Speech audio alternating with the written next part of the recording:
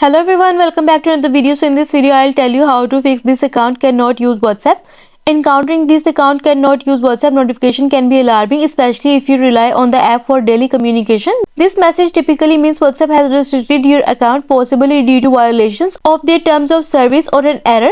The good news is there is a path to resolution. By proactively reaching out to WhatsApp customer support, you can initiate the process of getting your account back in action. This video will walk you through the steps to contact support, ensuring you are equipped to plead your case and seek reinstatement of your WhatsApp services.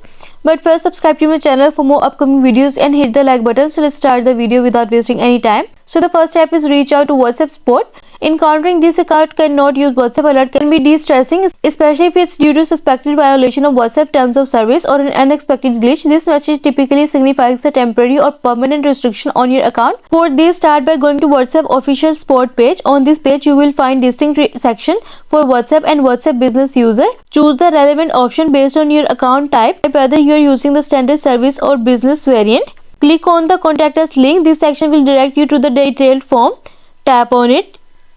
Next, filling out the support form. The form requires basic information including your country, mobile number associated with the WhatsApp contact and a valid email address for correspondence. Indicate the device or operating system where the problem occurs, enhancing the support team's ability to diagnose your issue accurately. Utilize the message book to offer a comprehensive explanation of your predicament. If you suspect an error has led to your account's ban, clearly state your case, providing any relevant context or evidence that supports your claim. Proceed with the submission. Once you have thoroughly completed the form, click next to proceed. Follow any additional instruction provided to ensure your message is successfully delivered to WhatsApp customer support.